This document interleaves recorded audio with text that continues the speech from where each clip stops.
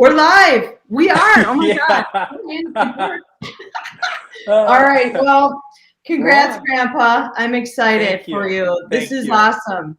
How Yes. wonderful. We all need good news in our life. Okay, tell me a little bit. Give me the stats, my friend.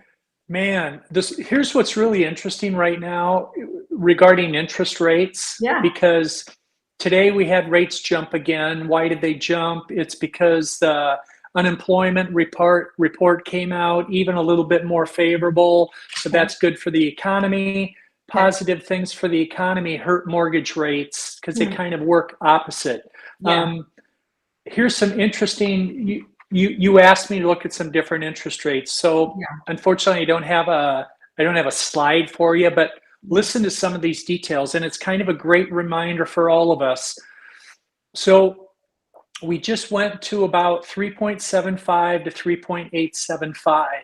Today. And Okay. yes, and for you and I, especially after going through last year Mm-hmm. with rates where they were, it's like, oh my gosh, what's going on? Rates are out of control. But last year, a 30-year fixed rate. So I looked back all the way to 2013 in February just to compare rates. Okay. So right now we're at about 3.875, right around there, Okay. on a $400,000 loan that gives you a payment of $1,852 for the mortgage, just the loan. Got it. Last year, rates were 2.5. Amy, they've never been that low, ever, Mm-hmm. in the history of Mm-hmm. mortgages. Now, that would have dropped your payment $272 down to Mm-hmm. $1,580. Okay. So huge interest rate swing. But if you really step away from it and think this is a $400,000 loan, the Yep. payment moved about $272 a month. Mm-hmm. Now, if we look at incomes, Yep. the average income raise within the private world last year over year, was 10%. So if Yeah. you got someone making 100 grand, they're Mm-hmm. now making 110, Yep. which is about $800 a month extra. Okay. So your mortgage is going up $272 a month, but Mm-hmm. your income has gone up probably about 800 in that Yeah. scenario. Hmm. So what's happened is the media, they use this affordability index and they try to influence you into thinking, oh my Mm-hmm. gosh, prices of homes are out of control, incomes aren't keeping up, and it's not true. Affordability of a home is still in line. Yep. Interest rates, now let's look beyond 2020, 2021, because the only thing that drove 2021 was with this pandemic and the fear of it, the impact that it would have on the economy. Mm-hmm. The federal government bought $70 billion worth of mortgage-backed securities. They artificially kept rates low to stimulate everything. Okay. Yeah. Now they can't do that forever. They Yeah. have to stop. Hopefully we're just about through this. Hopefully we'll go to an endemic soon, we hope. But the government can't keep buying mortgage-backed securities. So what they've done is they came in, they overbuy, they artificially bring rates down, keeps things going. Yep. But now what's happened is inflation is increasing because of federal government spending and also our whole supply chain issues. And I listened to this interesting article earlier this week, and they talked about the stimulus from the government. Everyone's getting checks. So what really happened when those checks came in was the whole goal is to stimulate the economy, get people to spend more.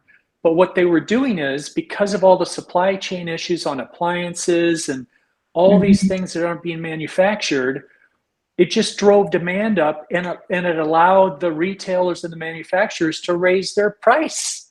Yeah. And what happened is that's brought up inflation. Inflation is the worst thing that could happen to mortgage rates. And that's why in March, the feds are going to start raising mortgage rates. Not mortgage rates, I'm sorry, short-term rates, prime lending, consumer loans. What'll happen is that'll slow down inflation, and that could stabilize interest rates. So everyone's worried about a runaway train. And yes, in the last month, it hasn't felt good at all. But listen to some of these rates. So right now we're at 3.75 to 3.875. 2020, 3.625 in February. 2019, 4%. Yep. 2018, 3.75%. 2017, 4%. Next year is 3.75. Next year is 4.37. You know. Yeah, exactly. We've been in this environment. This isn't anything very new. It's interesting because consumers out there are watching this market. They even if they're not in the market, they're seeing the signs go in, go out, the stream of cars down the road. So it's more in their face right now. And I think that everyone's wondering, well, if interest rates increase, will it slow down the market? That's really what everybody is questioning. Yeah. And the answer is no, not yet. Anyway, I can't tell you that because it just hasn't, because the demand is so strong and the inventory is so light. Well, if we think back to 2006, right? That's where everybody goes. They think about the last recession. Yep. And we had incredible values, right? Home prices were skyrocketing. But we also had high inventory. We don't have high inventory this time. That's the biggest difference. So it's not like that because there's just not enough out there to purchase for a buyer. So it's a much different economy, even though, yes, our values are screaming high. Yeah. When building stopped from 2008 to about 2013 or 14, population growth continued.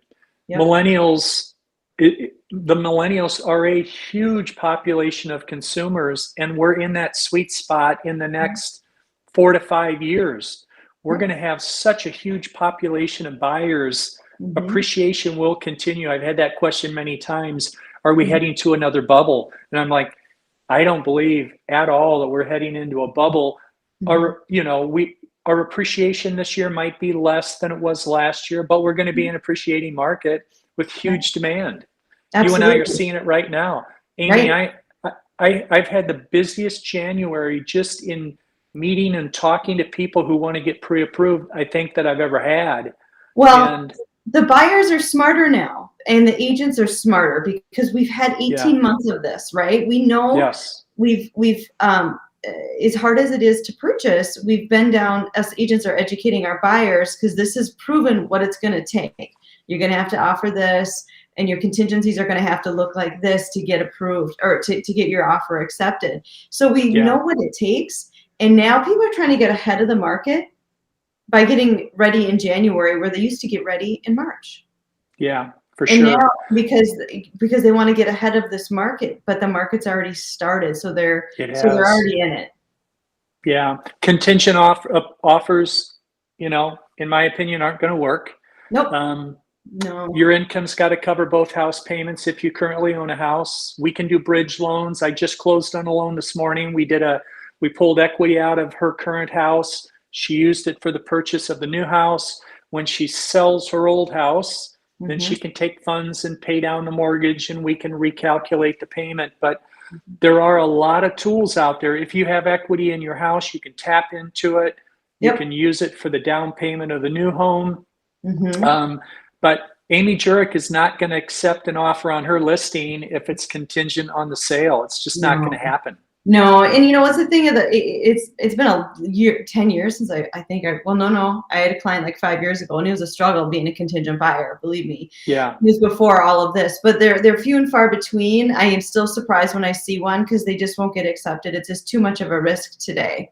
So if someone were to do a bridge loan, they've got a great asset. They've got the townhome that'll sell for $300,000. They'll probably pull 50. They'll make 50 or 80 grand on that property, right? So how can they grab, just explain how that process works so they can understand how they can grab that bag of cash before it's. So I set up the bridge loan kind of as a backup, just so that they know that worst case scenario, they need to pull equity out. We take all the same documents we use to get them pre-approved, and I send it over to my bridge loan department.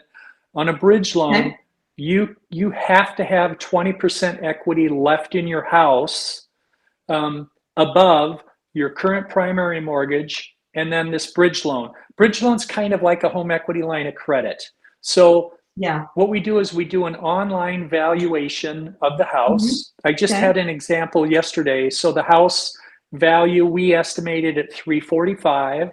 Their current mortgage, I think, was $245. So we'll allow them to have $276,000 worth of financing on that house. We subtract the current mortgage, and that tells us how much they have left. Really, for me, if a borrower can just have 5% down, that's the minimum requirement if you currently own a house. So you have to put at least 5% down unless you're a veteran or FHA.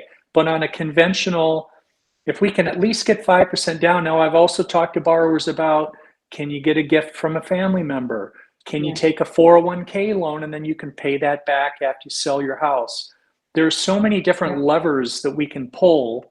The bridge loan does create a monthly payment. So it's 5% of the balance, interest only. Typically, they're probably only going to have that payment for 1 or 2 months. Right. But the reality is that non-contingent borrower has to mentally get around the fact that I've got to pay my current house payment, the bridge loan payment, all my other consumer debt, and the new house payment to qualify. My income has to cover all of that. Right. But most of my buyers that own houses, the majority of them, they qualify. And Yep, because they have equity in their property, right? I think the biggest struggle is those first timers, right? Where they didn't have an instrument to produce wealth to give them a down payment. So they're the biggest struggle entering the market, where you used to be able to enter at 5 or 10% down. Fantastic. Now you kind of need to be 20% down to be competitive at that entry level price to beat the investors, because there's a lot of investors out there with cash that want to just pick up these properties and fix them and rent them or whatever they might do. So that is the hardest part, right? Is coming up with that cash when you don't have the vehicle to make it. Yeah. We should chat just for a second on second homes. Yes. Fannie Mae and Freddie Mac, those are the two mortgage enterprises that the government bailed out back in 2008. The government wants to get them back to private enterprises. And they are the seers. They buy mortgages from banks. They make up all the underwriting rules. But what they've done is the Federal Housing Finance Agency that oversees those two entities, they want to get their balance sheets positive, and they want to get them back to privatization. So they've decided second homes are transactions where the federal government is basically saying, we're going to raise your rate about 0.5%. The federal government's going to make all this extra money on a second home, and they feel like that's the least disruption to the market, because some would think they would go after the investment properties. Investment properties can be risky to go into foreclosure because it's a property you don't live in if you run into financial issues. But a second home is still a primary concept. So they feel like they kind of have the hook on you, and they feel like that's the transaction where they could do this. And we saw rates jump 0.5% at the beginning of, January 15th was when all these lenders started kicking that extra fee in. And that fee doesn't go to the bank or whoever I locked the loan with. It goes to Fannie Mae or Freddie Mac, these enterprises that set the pricing. Wow, that's something. Because when the pandemic started and second home purchases became very popular, everybody wanted to buy a cabin to work at, or the second home out of state because they can work anywhere. Those rates were almost nose to nose. They were. Now we're 0.5%. I know. Now we're 0.5% to 5/8 higher. And I've had 2 second home clients in this bubble, and they went ghost. It's like, oh my gosh, it was just too much for them to grasp, because again, they're thinking about, Last summer, it was 2.5%. And now it's 4.75 on a second home. Right. And when it's not a need, right? It's a want. They want that extra place. Sure. You know, maybe there's a retirement goal or whatever it might be, but it's not the want. It's not the primary where, okay, I will pay 4 or 4.5%, frankly, to be in the right school district or community or close to whoever or whatever that you need. You're willing to pay that higher rate because it's a need, not a want, right? Yes. Yep. So very late in the year, and it's hard to believe we're already 1 month into 2022, conventional rate limits changed as well. So there's been some huge, like, you're busy, like, you got to get updated all the time. So it went up to what, 625? 647,200. And Amy, you probably remember last October, they had bumped it up to like 427 for this year. Before we even got through the end of the year, I think they had a retake and thought, well, these prices of homes have gone up so much, let's just push it all the way up to 647,200. For 13 years, the jumbo mortgage started at 417 and never moved. Never moved. You know, never moved. It was nice. It was just, it was the steady Eddie, and it's just changed so much in just the last 2 years. Yeah. Wow, that's a lot of money. That's almost $650,000 that you can borrow for under 4%. Yes, and the advantage is, as a first-time home buyer, you can put 3% down. Yeah. You know, you could never even think about that, but because before, when the loan amount was so much lower, to keep it out of a jumbo mortgage, which has many other restrictions, a borrower would have to put down a whole bunch of money. Yep. And now you could buy about a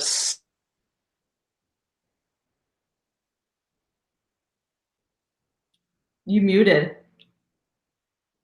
You're still muted. 73% down, which is incredible. Wow, it is really something, right? Well, it's been a quick start to the new year, right? Buyers are out earlier than normal. They're getting pre-approved earlier. They're being more aggressive. Typically, this happens in spring market, which spring market is usually March, April, May here in Minnesota. But so things are happening earlier. And year over year, new listings are down 18%. It just really depends on your community, but you can bank on almost 20% less listings from this time last year. And of course, that was the beginning, that last 1 year ago, this time last year was when we were dealing with vaccinations. So inventory was low at that time as well. So we're kind of building, we're stair-stepping on low inventory over low inventory. So that's why the buyers are out and they're being aggressive, and we have all kinds of interesting contingencies and different plays that a buyer can make in this market. So as buyers are out there thinking about getting into this market, please feel free to reach out to Brian and I. We would love to chat with you, get you prepared. This is a long-term relationship. Buying a home today isn't done overnight. It takes a long time to go through all the things that are needed to, number one, financially get set up and approved, ready to go. So when that house does come on the market, you're ready to make that offer. On average, buyers are writing 3 to 4 offers before they're being accepted. So that's why I say be ready for a long process, but a good process, because at the end you'll feel good about it. So Brian, I thank you so much for your time this afternoon. And the technical difficulties are no big deal. No big deal. Amy, I have an audio issue. I can't hear you. Okay. Well, I'm going to give you the okay and say thank you for joining me, and hopefully you're a good reader. I'll talk to you soon. I'm sorry.